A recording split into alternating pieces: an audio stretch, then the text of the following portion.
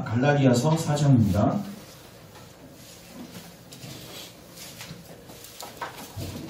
하나님 말씀은 갈라디아서 4장 1절부터 7절까지.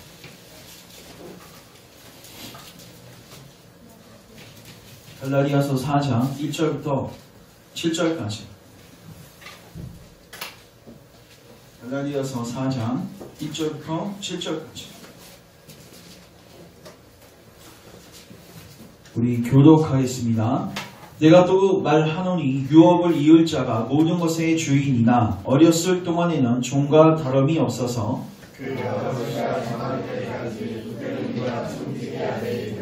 이와 같이 우리도 어렸을 때 이 세상의 초등학문 아래에 있어서 종로를 타였더니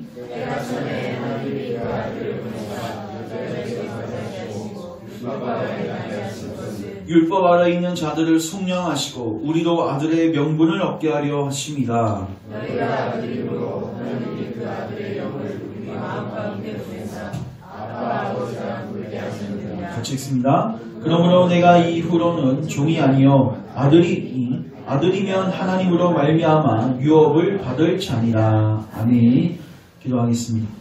하나님, 오늘도 우리 귀한 은혜의 수단 허락해 주셔서 감사합니다. 이 주의 말씀을 읽고 묵상하고 또 들을 때 성령님께서 우리 가슴 가운데 역사하시고 우리 마음 가운데 귀한 깨달음을 허락하셔서 복음의 진리를 붙들 수 있는 은혜가 있게 하여 주시옵소서. 이 말씀 한 구절 한 구절이 우리 심령 깊이 새겨지고 심겨져서 열매 맺는 은혜가 있게 하소서. 특별히 사모하는 심령을 허락하소서. 의에 줄이고 목이 마를 심령을 허락하소서. 주님을 겸손히 찾고 구하게 하소서. 헛된 소망 내려놓고 그리스도께만 소망을 두는 귀한 은혜가 있게 하옵소서. 부족한 종은 십자가 뒤에 감춰주시고 오직 하나님의 말씀만을 주의 뜻 본의대로 선포하게 하시며 선포할 때 성령님께서 전하는 자 듣는 자 모두 은혜 가운데로 인도하여 주시옵소서. 예수님의 이름으로 기도합니다. 아멘. 오늘 갈라디아서 4장 1절부터 7절 말씀을 가지고 따라하겠습니다. 세상에서 비교할 수 없는 일, 세상에서 비교할 수 없는 일을 가지고 말씀을 증거하도록 하겠습니다. 우리가 주일에 시편 90편을 통해서 말씀을 선포했는데 인생의 세 가지 문제에 대해서 제가 나눴습니다. 세 가지 문제 기억나십니까? 네. 시편 90편은 모세가 쓴 시인데 모세는요 그 광야에서 가장 많이 했던 게 뭐라고 했죠? 장례식이라고 했죠.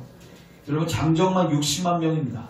어떻게 보면 자기보다 어렸던 많은 사람들을 장례식을 거의 제가 봤을 때 매일마다 장례식을 했을 거예요. 계속 사람들이 죽고 또 죽고 그리고 그렇게 자연적으로 죽는 사람이 있을 뿐만 아니라 때로는 그들이 범죄해서 하나님께서 아주 막 무섭게 그러니까 예를 들어서 그 반역 사건 때는 땅이 갈라져서 지진이 나고 많은 사람들이 그냥 거기서 즉사하는 그런 일들을 그냥 보았습니다. 그래서 모세는 뭘 알았냐면 죽는 거는 우연히 죽는 게 아니구나. 여기에는 뭐가 있다? 하나님의 진노와 분노가 있다. 그러니까 그가 알았던 거는 처음에 하나님의 심판, 하나님께서 우리에게 죽음으로 끝나게 하신다는 사실을 알았고 그 배후에는 하나님의 심판이 있다는 것을 알았습니다. 그리고 그렇게 살다가 죽는 이 인생이 너무나도 짧은 거예요. 그래서 바람과 같이 신속히 간다. 시편 90편이 기록되어 있죠. 사람의 수명이 70입니다. 보통 70이고 강건하면 80입니다. 그리고 80까지 살아도 자랑할 게 수고와 슬픔뿐이다. 그러면서 바람처럼 신속히 간다. 그러니까 인생의 헛됨을 깨달았어요. 그가 이 세 가지를 깨달았습니다. 그리고 그는 마지막에 하나님께 기도합니다. 우리를 불쌍히 여겨주소서. 근데 그가 또 하나 기도하는 게 있는데 우리 시편 90편 잠깐만 한번 다시 가보시면 이 부분은 제가 읽긴 읽었는데 강론은 안 했던 것 같아요. 17절 13절부터 먼저 읽을까요? 13절 같이 한번 읽습니다. 시작. 여호와여 돌아오소서. 언제까지이니까 주의 종들을 불쌍히 여기소서. 따라하겠습니다. 불쌍히 여기소서. 자 17절 같이 읽습니다. 시작. 주 우리 하나님의 은총을 우리에게 내리게 하사 우리의 손이 행한 일을 우리에게 견고하게 하소서. 우리의 손에 저희를 경고하게 하소서. 여기서 보면 은총을 우리에게 내리소서. 자, 근데 이제 16절 보십시오. 같이 한번 다시 읽습니다. 시작. 주께서 행하신 일을 주의 종들에게 나타내소서. 주의 영광은 그들의 자손에게 나타내소서. 따라하겠습니다. 주께서 행하신 일을 나타내소서. 여러분, 하나님께서 우리에게 긍휼을 베푸시고 우리에게 은혜를 베푸시는 가장 중요한 방법이 뭐냐면요, 주님께서 행하시고 주님께서 친히 하신 일을 뭐 하시는 거냐면 나타내시는 것입니다. 뭐 하시는 거예요? 나타내. 그럼 주님께서 무엇을 하셨습니까? 주님은 역사 속에서 가만히 팔짱 끼고 가만히 계신 게 아니라 창조 때부터 그리고 역사의 심판 마지막 그날까지 계속해서 하나님은 뭐 하십니까? 일하십니다. 요한복음 5장에 보면요, 예수님이 이렇게 말씀하십니다. 아버지가 일하시니 나도 일한다. 하나님과 한 번도 쉬신 적이 없으십니다. 여러분, 역사의 주관자는 하나님이십니다. 우리 개개인의 생사복을 주장하시는 분도 하나님이시고 나라 다리를 통치하시는 분도 하나님이시고 온 우주만 통치하시는 분이 하나님이십니다. 그리고 역사 속에서 뼈대가 뭐냐면 구속사예요. 우리를 구원하시는, 그래서 하나님이 친히 영광을 받으시는 이 역사를 우리가 뭐라고 하냐면 구속사인데, 이 구속사는 철저하게 인간에게 달려있지 않고 삼일체 하나님께 달려있습니다. 이게 성경이 강조하는 부분이에요. 지금 모세가 뭘 놓고 기도하냐면 하나님께서 하신 일들을 우리에게 나타내 주세요. 왜요? 그 나타내시는 그 계시를 보게 되면요, 우리 안에 뭐가 생기냐면요, 소망이 생깁니다. 뭐가 생겨요? 소망이 생겨요. 왜요? 그 일들은요, 물론 하나님의 영광을 위해서 하시는 일이지만 우리 인간 편에서 보면 큰 복된 일이거든요. 그래서 오늘 우리는 하나님께서 하신 일의 핵심, 그 뼈대, 그것을 살필 것이고, 그리고 그 핵심 중에 핵심은 뭐예요? 하나님께서 그리스도를 보내신 일입니다. 요한복음 3장 16절에 하나님이 세상을 이처럼 사랑하사 수많은 일들을 행하셨는데, 근데 그 중에 핵심이 뭐예요? 독생자를 주셨어요. 하나님이 세상을 이처럼 사랑해서 한마디로 그 사랑의 화신, 사랑의 그 한 단어를 표현하자면 예수님을 뭐 하셨다? 보내주셨다. 근데 왜 보내주셨어요? 이는 저를 믿는 자마다 멸망하지 않고 영생을 얻게 하려 하십니다. 그럼 오늘 우리가 저번 시간 이제 주일에 죽음에 대한 문제, 하나님의 심판에 대한 문제, 인생의 덧없음에 대한 문제, 여러분들도 아마 많은 장례식을 경험하셨을 것입니다. 모세보다는 아니지만 그런 것들을 치를 때마다 우리는 이 세 가지를 계속해서 묵상하게 되고 그리스도 말고는 답이 없는 것을 배우게 되는 거예요. 그리고 이제 우리는 모세처럼 기도하는 거죠. 오늘 우리에게 당신께서 우리를 위해서 행하신 일을 계시해 주세요. 이미 저는요, 이것을 확신합니다. 하나님께서 우리에게 가장 좋은 선물을 이미 꺼내 놓으셨습니다. 제가 주일에도 말씀드렸지만 죽음의 문제, 심판의 문제, 인생의 덧없음의 문제를 한 방에 해결할 수 있는 선물 보따리가 지금 우리 안에 지금 뭐 되어 있어요? 놓여져 있는데 이거를 지금 깔 수가 없는 거예요. 이거 까시는 분들 누구세요? 하나님이세요. 그래서 오늘 우리가 성령님의 조명하심을 통해서 이 선물 까달라고, 그래서 이 선물을 누리게 해달라고 기도하셔야 됩니다. 그래서 오늘 저희가 그 하나님께서 행하신 일들을 제가 쉽게 여러분들에게 드러낼 것이고, 여러분들이 이 내용들을 잘 듣고 뭐 하시면 돼요? 하나님의 선물을 누리시면 되는 것입니다. 자, 갈라디아서 4장 다시 돌아오셔서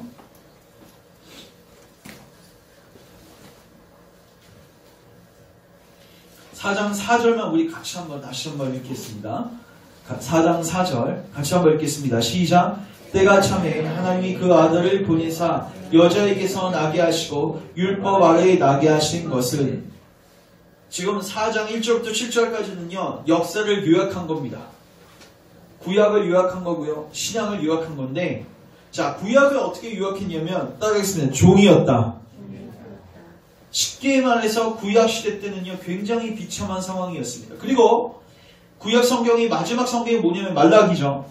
말라기가 끝난 다음에요 400년 정도 동안은요 그나마 있었던 수많은 그 성령의 역사, 또 선지자들의 가르침, 이런 것들도 전무했던 시기예요. 성령의 역사도 전무했고요, 선지자들도 없었고요, 계시도 없었고요, 깜깜무소식. 여러분들 기도하는데 하나님의 응답이 없으면 여러분 얼마나 답답하고 낭망되겠습니까? 근데 1년이 아니라 400년 동안 계시가 침묵되었어요. 가장 비참하고 종되었던 시기에 근데 하나님의 때가 차니까 아들이 오신 것입니다. 그래서 오늘 4장 4절을 통해서 우리가 세 가지로 나눠서 예수님의 오신 의미가 무엇인가 이 부분을 살피겠습니다. 먼저 4장 4절 따로 하겠습니다. 여자에게서 나게 하셨다. 이게 첫 번째입니다. 여러분 여자에게서 나게 하신 게 무슨 말입니까? 여러분 구약 성경에서 여자의 후손이라는 말이 두 군데 나옵니다. 첫 번째는 창세기 3장 15절이에요. 그러니까 인간이 타락한 그 순간에 하나님께서 뱀을 저주하시면서 이렇게 말씀하셨습니다. 너는 이제 심판받게 될 것인데 여자의 후손을 내가 보내서 네 머리를 어떻게 할 것이다? 밟아버리고 너를 망하게 할 것이다. 누굴 보내주시겠다? 여자의 후손을 보내주시겠다. 이사야 7장 14절에는 처녀가 잉태하여 아들을 낳을 것이니 그 이름을 임마누엘이라 하리라. 그러니까 구약 성경에서 예수님 오시기 전까지는 그들이 그게 무슨 말인지 몰랐어요. 여자의 후손이 무엇인가?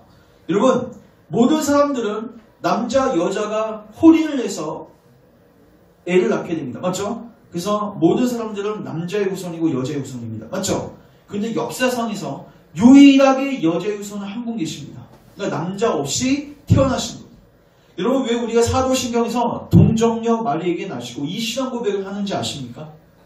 그 예수님은 우연히 오신 분이 아니라 창세기 3장 그러니까 처음에 인간이 범죄한 그 순간부터 하나님께서 보내시기로 한 그 여자의 후손이라는 거예요. 이사야 선지자를 통해서 처녀가 잉태하여 아들을 낳을 것이라는 그 예언의 성취가 예수님이시라는 거예요. 그 예수님이 이 땅 가운데 오신 것입니다. 자, 그러면 예수님은 남자의 직손이 아니라 여자의 뭐예요? 직손인 거예요. 여자의 후손인 거예요. 그래서 예수님은 태생 자체가, 잉태 자체가 죄로부터 오염되지 않을 수 있는 환경 속에서 태어나셨어요. 그래서 예수님은 어떻게 뱃속에서 만들어졌냐면, 성육신이 되어졌냐면, 성령님의 그 잉태하심을 통해서, 그러니까 성령님의 능력을 통해서 어떻게 되신 거예요? 뱃속에, 마리아 뱃속에 착상되신 거예요. 이게 성경이 이야기하는 것입니다. 그러니까 예수님의 잉태는 여러분 우리의 잉태하고 같다 다르다? 다르다. 근데 중요한 거는 왜 마리아의 배일까요? 여러분 예수님의 잉태는요 초자연적인 잉태입니다. 맞죠? 정자와 난자가 만나서 생긴 게 아니라요 성령님의 잉태하심을 통해서 난 거예요. 맞죠? 근데 초자연적으로 마리아의 자궁이 착상된 이후에는요 자라고 자라는 것은요 정확하게 무슨 방법으로요? 자연적인 방법으로 태생하셨어요. 마리아가 먹은 음식을 통해서 영양분 공급을 받으셨고요. 우리와 똑같이 연약 속에 휩싸이셔서 태어나신 것입니다. 다만 성령님의 보호하심 속에서 예수님은 죄가 없으신 상태로 잉태되었고 그리고 탄생하신 것입니다.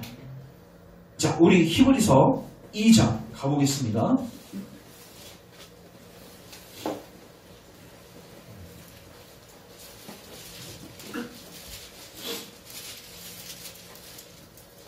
히브리서 2장 14절. 여러분의 죽음의 문제, 심판의 문제를 한 방에 해결할 수 있는 유일한 분이십니다. 잘 묵상하셨으면 좋겠습니다. 14절. 같이 한번 읽겠습니다. 시작. 자녀들은 혈과 육에 속하였음에 그도 또한 같은 모양으로 혈과 육을 함께 지니심은 죽음을 통하여 죽음의 세력을 잡은 자, 곧 마귀를 멸하시며 또 죽기를 무서함으로 한평생 매어 종노릇하는 모든 자들을 놓아주려 하심이니. 17절 시작. 그러므로 그가 범사의 형제들과 같이 되심이 마땅하도다. 이는 하나님의 일에 자비하고 신실한 대제사장이 되어 백성의 죄를 속량하려 하심이다. 우리의 죄를 속량하기 위해서 예수님께서 따라하셨습니다. 혈과 육을 지니셨다. 그래서 뭐 하신 거예요? 따라서 죽으셨다. 왜? 죽음의 문제는 죽어야지 해결돼요. 그리고 4장 가보십시오. 히브리서 4장 4장 14절, 15절, 16절 같이 의미를 묵상하시면서 같이 읽습니다. 시작. 그러므로 우리에게 큰 대제사장이 계시니 승천하시니 곧 하나님의 아들 예수시라. 우리가 믿는 도리를 굳게 잡을지어다. 우리에게 있는 대제사장은 우리의 연약함을 동정하지 못하실 이가 아니요 모든 일에 우리와 똑같이 시험을 받으신 이로되 죄는 없으시니라. 그러므로 우리는 긍휼하심을 받고 때를 따라 돕는 은혜를 얻기 위하여 은혜의 보좌 앞에 담대히 나아갈 것입니다. 아멘. 자, 저를 주목하시고 우리와 다 똑같으신데 뭐는 없으세요? 죄는 없으세요. 이게 동정녀 마리아에게서 나시고 혹은 여자의 후손이라는 단어에서 우리가 알게 되는 의미입니다.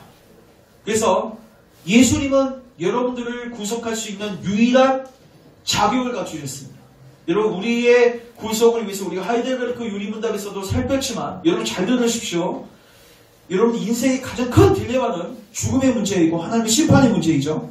그러면요, 이 문제가 끝나려면요 누군가가 매를 맞아야 돼요. 우리 부모는 봐줄 수도 있죠. 너 10대 맞아야 돼, 맞아야지 하면서 3대만 때리고 끝날 수도 있습니다. 근데 하나님은 너 10대 때려야겠다 말씀하시면 10대가 끝나야지, 이 매가 다 때려져야지 뭐 돼요? 모든 심판은 다 끝나는 거예요. 그러면 여러분들이 직접 맞으실 것인가? 아니면 예수님께서 대신 맞으신 것을 여러분들이 받아들이실 것인가? 그래서 예수님께서 이 땅 가운데 오셔서 행하신 가장 중요한 일이 무엇인가? 심판을 받으시고 죽으신 것입니다. 다만 예수님께서 만약에 죄가 있으셨으면 어떻게 되셨을 거예요? 속된 말로 그냥 개죽음인 거예요. 그 사람은 그 사람 죄 때문에 죽은 거예요. 근데 예수님이 죄가 없으셨는데, 여러분 제가 요새 그 새벽기도 때 요한복음을 보고 있지만은 왜 예수님께서 신문하신 가정이 그렇게 디테일하게 기록되어 있습니까? 사법권에서 일어났던 일들을 왜 이렇게 자세하게 기록하고 있습니까? 왜 빌라도 총독이 예수님을 수소문하고 캐고 그리고 결국에는 손을 씻고 나에게는 죄가 없다고 왜 심판을 선고하는 그 내용들이 자세하게 기록되어 있을까요? 예수님은요, 죄가 없으시다는 걸 공적으로 선포하는 거예요. 만약에 여러분들이 그 기사가 없었으면 이렇게 생각하겠죠. 아, 예수님도 우리와 똑같은 인간이셨지. 뭔가 훔쳐먹으신 적도 있고 부모님 말씀도 안 들으신 적도 있고 누군가를 미워하신 적도 있었겠지. 그래서 그런 식으로 죽었겠지. 이런 식으로 생각할 수 있죠. 여러분, 근데요, 사법권에서 아주 샅샅이 그를 뒤지고 그의 모든 죄를 캐는데 하나도 안 나와요. 여러분, 그게 가능하시다고 봅니까? 사실 우리 그 기사를 읽고 놀라야 됩니다. 아무리 착하고 젠틀한 사람도요, 작정하고 들어가면요 먼지 안 나오겠습니까? 근데 작정하고 들어갔어요. 여러분, 그 당시에 모든 종교 지도자들은요 예수님에게 전부 다 적대적이었습니다. 모든 사람들이 예수님의 편이 단 한 명도 없었어요. 다 달려들었는데 이게 안 나오는 거예요. 먼지가 안 나오는 거예요. 그러면 우리는 이렇게 결론 내려야죠. 예수님은 왜 죽으셨는가? 성경이 대답해 주는 거예요. 누구의 죄 때문에? 우리의 죄 때문에. 이게 바로 여자의 후손에게서 나셨다는 의미입니다. 자, 우리 다시 갈라디아서 4장 가보시면 4장 4절 두 번째 따라하겠습니다. 율법 아래에 나셨습니다. 다시 한번 율법 아래에 나셨습니다. 여러분, 율법 아래에 나셨다는 게 뭐죠? 자, 저를 또 주목하십시오. 여러분, 하나님께서 인간에게 첫 번째 주신 율법이 뭐죠? 너희는 선악을 알게 하는 나무를 먹으라, 먹지 말라? 먹지 말라. 쉽게 말해서 하나님이 너 위에 있다는 거예요. 하나님만 섬기라는 거예요. 자, 그 계명을 주셨고, 여러분, 그 계명을 받은 사람은 아담입니까? 아니면 우리 모두입니까? 우리 모두. 여러분, 아담의 죽음은 사적인 죽음이 아닙니다. 아담은 여러분들의 대표였습니다. 이걸 꼭 기억하세요. 여러분, 아담은 여러분들의 뭐였다고요? 대표였다고요. 여러분, 아담이 받은 시험은요, 우리가 받은 시험이에요. 그래서 아담이 그 시험에서 그 율법을 어긴 거는요, 여러분들이 어긴 거예요. 그리고 타락한 이후에 인간은요, 그 율법을 이제 기억조차 할 수 없을 만큼 가장 비참한 자리에 갔어요. 그래서 하나님께서 나중에는 어떻게 하세요? 이 율법을 명시화시켜주세요. 10계명. 그리고 수많은 계명들로 볼 수 있도록 명시화시켜주세요. 여러분, 애들이요, 뭐뭐 하라 하지 말라 한 번에 알아듣습니까? 모르죠? 그러니까 어떻게 해요? 계속 가르쳐야 돼요. 안 되면 어떻게 해요? 책상 위에 붙여놔야 돼요. 뭐뭐 하면 몇 대 맞는다, 뭐뭐 하면 몇 대 맞는다. 붙여놨어요? 네. 맞아야지 그냥. 왜 붙여놓냐면 까먹으니까. 하나님께서 왜 십계명 주셨어요? 하나님을 위해서 그렇게 하시지 않았죠? 하나님 왜 이거 까먹으실 일이 없죠? 자, 그렇게 해서 계명을 주셨어요. 자, 이 율법을 받은 민족이 누구죠? 유대인입니다. 유대인이에요. 맞죠? 그리고 예수님은요, 유대인 자손으로 태어나셨습니다. 그러니까 예수님은 응애하고 태어나셨을 때부터 누구예요? 유대인이에요. 예수님은 태어났을 때부터 뭐가 딱 주어져요? 율법이 주어져 있어요. 물론 우리도 모두 다 율법 아래 있습니다. 근데 하나님께서 역사 속에서 이 율법을 명시화시키고 이거를 딱 그들의 법, 이게 국가의 법으로까지 작동하게끔 만든 민족들이 있는 유대인이었는데 예수님을 그 유대인의 후손으로 보내신 거예요. 그래서 예수님은요, 태어날 때부터 할례 받으셨어요? 안 받으셨어요? 받으셨죠. 심지어 그가 의지를 가지고 순종하기 전부터 부모를 통해서부터 이 율법을 뭐 하기 시작하셨어요? 순종하기 시작하셨어요. 잘 들으십시오. 예수님 하신 일이 크게 두 가지인데 하나는 여러분들의 죄값을 뭐 하신 거예요? 치르신 겁니다. 죽음으로써. 맞죠? 그러나 또 하나 하신 일이 있는데 율법을 적극적으로 뭐 하셨냐면 순종하셨습니다. 아담의 자리에 다시 오신 거예요. 그래서 여러분, 예수님은 따라하겠어요. 둘째 아담이시다. 두 번째 대표자이시란 말이에요. 오셔서 뭐 하셨어요? 율법을 하나하나 다 지켜나가신 거예요. 여러분, 복음서를 차근차근 읽으시면서 예수님이 어떻게 사셨는지를 묵상하십시오. 어떻게 그가 율법을 순종하셨는지를 묵상하십시오. 근데 제가 질문하겠습니다. 예수님이 왜 율법에 순종해야 합니까? 예수님이 왜 율법에 순종해야 돼요? 계명을 지키기 위해서. 오늘 본문에 나와 있습니다. 5절 같이 한번 읽겠습니다. 시작. 율법 아래에 있는 자들을 속량하시고 우리로 아들의 명분을 얻게 하려 하십니다. 따라하겠습니다. 속량하시고 아들의 명분을 얻게 하려 하십니다. 자, 저를 주목하십시오. 굉장히 복음의 핵심입니다. 여러분, 예수님이 오셔서 여러분들의 이름표를 달고 대신 죽으셨죠? 그래서 여러분들의 죄 문제를 해결하셨을 뿐만 아니라 이제 여러분들이 영생을 얻기 위해서는 반드시 율법에 뭐 해야 돼요? 순종해야 돼요. 하나님이 여러분들을 사랑한다고 해서 그냥 여러분들을 구원할 수 있는 게 아니라 의를 주시는 게 아니라 누군가는 율법에 뭐 해야 돼요? 순종해야 돼요. 그러니까 우리 죄 문제가 해결되려면 우리가 영생을 얻으려면 일단 첫 번째 누군가가 죽고 심판을 받아야 돼요. 두 번째 누군가가 율법에 뭐 해야 돼요? 순종해야 돼요. 그래서 예수님은 율법을 지킬 수밖에 없는 그 유대민족으로 오셨고 거기에서 일생 동안 한 번도 죄를 짓지 아니하시고 적극적으로 율법에 순종하시면서 그분의 모든 구속사역을 완성하신 것입니다. 누구를 위해서요? 여러분들을 위해서. 그리고 잘 들으십시오. 여러분들이 예수님을 믿을 때는요, 체인지가 딱 거룩한 교환이 일어난다.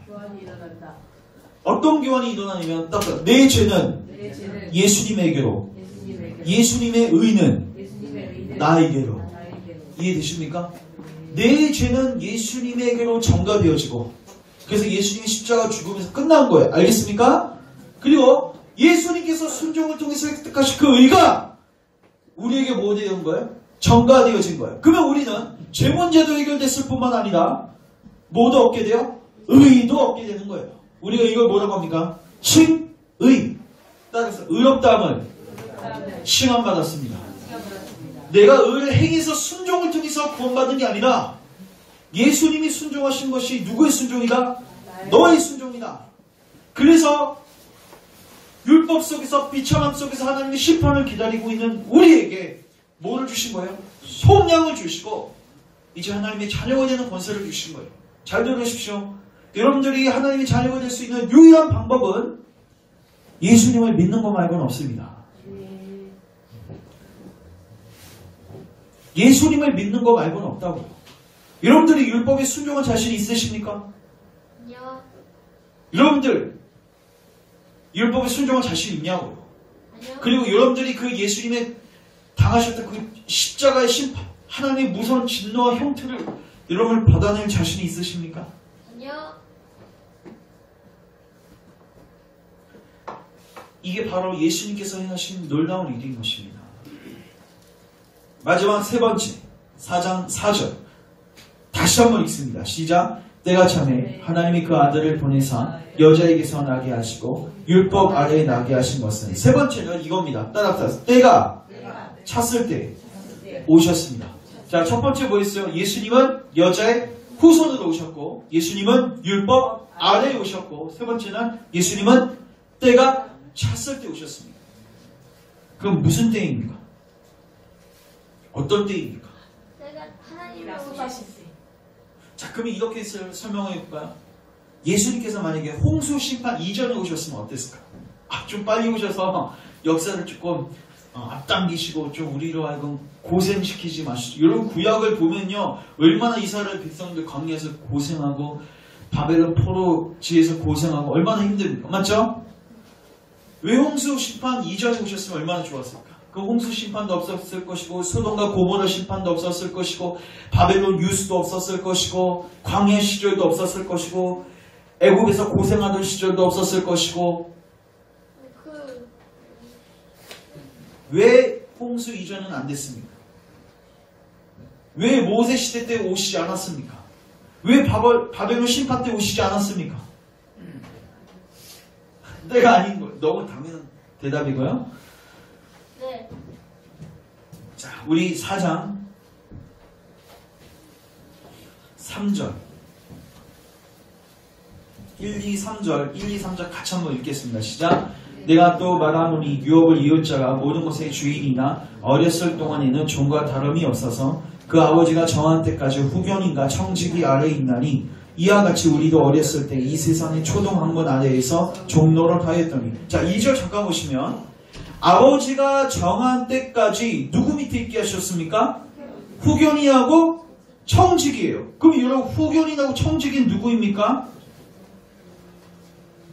3장 가요 보십시오. 3장 24절 25절 같이 읽습니다. 시작. 이같이 율법이 우리를 그리스도께로 인도하는 초등교사, 이게 후견인 혹은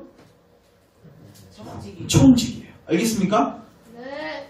초등교사가 되어 우리로 하여금 믿음으로 말미암아 의롭다함을 얻게 하려 합니다. 믿음이 온 후로는 우리가 초등교사 아래에 있지 아니하더라. 자, 저를 주목하십시오. 결론부터 얘기합니다. 예수님께서 왜 긴 시간 속에서 예수님을 보내셨는가? 여러분들을 낮추기 위해서입니다. 인류 전체를 낮추기 위해서입니다. 쉽게 말해서 구약의 역사는 이거예요. 너 네 스스로 구원시켜봐. 너 하나님의 은혜 말고 네가 너의 힘으로 구원 한번 해봐. 이걸 1대1로 명령하신 게 아니라 인류 전체에게 숙제를 주신 거예요. 그래서 가장 소망이 있었던 민족이 누구였습니까? 이스라엘 백성이었어요. 쉽게 말해서 키가 이 정도 돼야 되는데, 야, 너희들 중에서 제일 키 큰 놈 나와봐. 그리고 걔를 먼저 테스트하는 거예요. 유대인들이었습니다. 유대인들은요, 여러분, 하나님의 율법이 주어진 백성이었죠. 여러분, 광야에서 하나님의 놀라운 기적을 체험했죠. 그들의 조상은요, 하나님을 육성으로까지 그분의 음성을 들으면서 놀라운 복들을 받았던 민족이었습니다. 여러분, 그 민족의 삶의 행태들을 보십시오. 사사기를 읽어보십시오. 왕의 역사들을 읽어보십시오. 결론이 납니다. 어떤 결론이 나요? 인간에겐 소망이 없다. 인간은 거짓되다. 여러분, 이거는요, 개개인적으로도 하나님께서 우리에게 다가오시는 겁니다. 하나님 먼저 우리에게 이렇게 말씀하시죠. 너 한번 율법 지켜봐. 너 한번 네 힘으로 네가 율법을 통해서 구원을 받아봐. 우리 안에는요, 끊임없는 자기가 있어요. 내가 내 힘으로 뭔가를 따먹어 보려고 하는, 구원시켜 보려고 하는 여러분들 입술로는 고백하지만, 예수님을 고백하지만 마음 중심에서는 여러분들은 행위를 갖고 있어요. 여러분 천국문 앞에 섰을 때 예수님이 내가 너를 왜 받아들여야 하냐? 여러분 거기 안에서 절대로 하지 말아야 할 말은 뭐예요? 내가 주일을 나갔습니다. 내가 무슨 직분 받았습니다. 내가 집사였습니다. 권사였습니다. 장로였습니다. 내가 목사였습니다. 내가 설교를 했습니다. 여러분 이렇게 대답했다가는 바로 불합격입니다. 마태복음 7장에 보면요. 나더러 주여 주여 하는 자들이 천국에 들어갈 것이 아니요 아버지의 뜻대로 행해야 되는데 아버지의 뜻대로 행하는 게 뭡니까? 자, 그들이 어떻게 대답합니까? 내가 주의 이름으로 선지자 노릇했습니다. 이게 뭐예요? 나 주님을 위해서 설교했어요. 그래 너 수고 많았다. 천국 들어가야지. 아니 그게 아니란 말이에요. 내가 주님을 위해서 기적을 행했습니다. 그것도 아니에요. 거기서 유일하게 나올 수 있는 대답. 정답은 뭐예요? 나는 한 게 아무것도 없습니다. 무익한 종의 고백을 하고 나는 예수님 말고는 소망이 없습니다. 그게 바로 하나님의 뜻대로 하는 고백입니다. 그러기 위해서 예수님이 오시는 거예요. 역사 속에서 이걸 가르치신 것입니다. 여러분 2019년도에는 여러분들이 구약 성경을 잘 읽으셔서 인간 자체 안에서는 순종의 DNA를 발견할 수 없다는 사실을 여러분 아주 그냥 뼈저리게 느끼셔야 됩니다. 이거를 배우셔야 돼요. 그래서 하나님은 그때 어떨 때요? 아주 비참하고 아주 소망 없고 그리고요 역사 속에서 사탄의 왕국이 가장 강력했을 때 인간의 이성이 활발히 꽃을 피워서 하나님을 대적하는 문화가 꽃을 피우고 있을 때 하나님께서 하나님을 대적하는 제국을 다니엘서 보면요 크게 네 가지로 보여주세요. 처음에 바벨론 제국, 그 다음에 바사 제국, 그 다음에 헬라 제국, 그 다음에 로마 제국입니다. 그 중에서도 가장 사탄의 왕제가 꽃을 피웠을 때가 언제냐면 로마 제국입니다. 사탄의 왕국이 가장 꽃을 피우고 인간의 입장에서 보면 완전히 그냥 구원의 소망이 제로인 그때 의사가 오신 거예요. 그리고 완전히 다 뒤바꿔 놓습니다. 예수님 그 짧은 30년 동안에 역사가 다 뒤집어져요. 그리고 그 이후에 성령을 계속 부어주시는데 완전히 역사가 어떻게 돼요? 뒤바뀌어집니다. 여러분 예수님 오시기 400년 동안 계시가 침묵되어졌고 성령님이 부어지시지 않았다고 제가 말씀드렸죠? 예수님이 오시기 성육신 그 타이밍쯤에서 성령의 역사가 부어지기 시작합니다.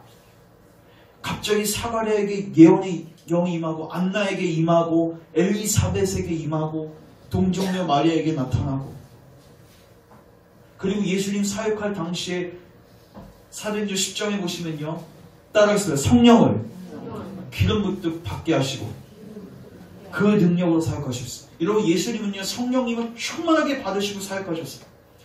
왜 그렇게 사역하신지 아세요? 사도행전 본인이 받으셔야지 부어줄 수 있어요. 그러니까 예수님 때문에 역사 속에서 그 정점이 예수님 오셨기 때문에 역사는 다 뒤집어집니다. 예수님 이제 떠나가시면요 다 끝난 겁니까? 또 아니에요. 모든 걸 다 이루셨어. 이제는 내가 가는 것이 유익이야. 내가 가면 너희에게 보혜사 성령을 부어주셨어. 내가 취득한 이 구원을 너희들에게 뭐하겠다? 적용시켜주겠다. 그래서 성령을 부어주셔서 여러분 그때부터 전도가 활발하게 이루어지기 시작하는데 로마 전역이 점령당합니다. 로마 제국은 없어져도 기독교는 없어지지 않았습니다. 여러분들이 이걸 교회사 속에서 배우셔야 돼요. 교회는 망하지 않는다. 그 역사의 정점에 누가 계신 거예요? 그리스도께서 계신 거예요. 정리합니다. 예수님은 때가 차서 오셨습니다. 하나님의 정확한 때. 그리고 두 번째, 여자에게서 오셨습니다. 죄가 없으신 아들, 죄가 없으신 인간의 모습으로 오신 거예요. 세 번째, 율법 아래 오셨습니다. 왜요? 우리 율법 문제를 해결해 주기 위해서, 우리 대신 시험 보기 위해서 오신 거예요. 적용합니다. 여러분 이렇게 예수님은 역사의 중심입니다. 하나님 입장에서 역사의 핵심은 누구예요? 예수님입니다. 소중하신 예수님. 근데 여러분들은 이 예수님을 어떻게 취급하고 계십니까? 세 가지로 요약할 수 있을 것 같은데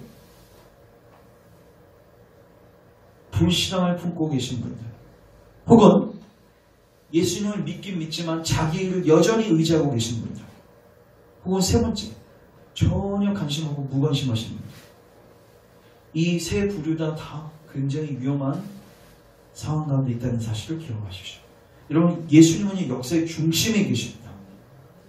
유일한 구원자이십니다. 여러분들의 죽음의 문제, 심판의 문제, 인생의 허무함의 문제, 여러분 예수님 만나지 않는 이상 절대로 여러분의 노년의 외로움은 해결되지 않을 것입니다. 자녀에 대한 불안감은 해결되지 않을 것입니다. 궁극적으로 해결되지 않습니다. 여러분들이 아무리 통장에 노후 대책을 해놔도 그 문제는 해결되지 않습니다. 왜요? 인간은요, 죽음의 문제 해결되지 않으면요, 절대로 자유할 수 없습니다.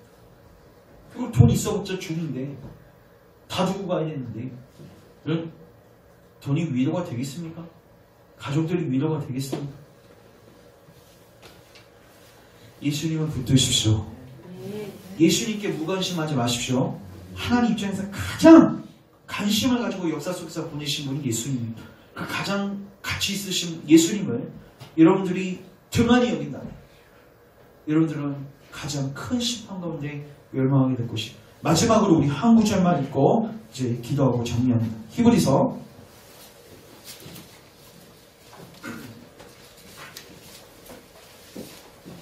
2장 1, 2, 3절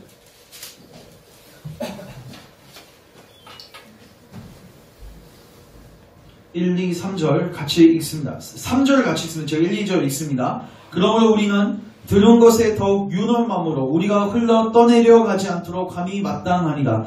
천사들을 통하여 하신 말씀이 견고하게 되어 모든 범죄한 것 순종하지 아니함이 공정한 보응을 받았거든. 3절 시작. 우리가 이같이 큰 구원을 등한히 여기면 어찌 그 보응을 피하리요. 이 구원은 처음에 주로 말씀하신 바요 들은 자들이 우리에게 확증한 바니 하나님도 표적들과 기사들과 여러가지 능력과 및 자기의 뜻을 따라 성령이 나누어 주신 것으로서 그들과 함께 증언하셨습니다. 아멘. 하나님께서 우리에게 허락하신 이 큰 구원 여러분 등한히 여기지 마십시오. 그래서 이제 2018년도를 마무리하고 2019년도 이제 시작되는 이 시점에 여러분 우리 인생의 가장 중요한 문제가 무엇인지 묵상하시고 이 문제를 해결할 유일한 분이 그리스도인 것을 묵상하십시오. 그리고 2019년도에는 여러분들의 모든 신경이 예수님께 가 있기를 원합니다. 예수님 안에서 안식을 누리시고 예수님 안에서 죽음과 심판의 문제를 해결하시고 예수님 안에서 평강을 누리는 여러분 되시기를 주님의 이름으로 축원합니다. 기도합니다. 사랑이 많으신 하나님, 인생의 가장 큰 딜레마, 문제를 우리에게 계시해 주셔서 감사드립니다. 그러나 또한 이 문제에 대한 해결책 또한 우리에게 알려주셔서 감사합니다. 그리고 이 해결책에 우리의 그 어떤 공로가 없고 오직 그리스도께서 친히 행하신 이 놀라운 일들로 모든 문제가 풀리게 하시니 감사합니다. 오늘 우리가 갈라디아서 4장 4절 말씀을 중심으로 하나님께서 역사 속에서 어떤 일들을 행하셨는지를 살폈습니다. 성령님의 조명하심 속에서 계속해서 이 말씀이 우리 심령 안에 기억되게 하시고 깨달아지게 하시고 이 말씀을 믿고 그리스도만을 붙드는 은혜가 있게 하여 주시옵소서. 이제 남은 생에 예수님을 붙들고 산 소망 가운데서 죽음의 문제, 심판의 문제에 대해서 자유함을 가지고 살아갈 수 있는 모든 지체들 될 수 있도록 은혜를 베풀어 주옵소서. 특별히 2019년도에는 더욱더 주님을 알고 사랑하고 신뢰하게 도와주시고 그리스도를 처음으로 더 깊이 알아가는 은혜가 있게 하소서. 은혜 수단들을 더 부지런히 사용하여 은혜 가운데 거하는 우리 주의 교우를 되게 축복하소서. 예수님의 이름으로 기도합니다.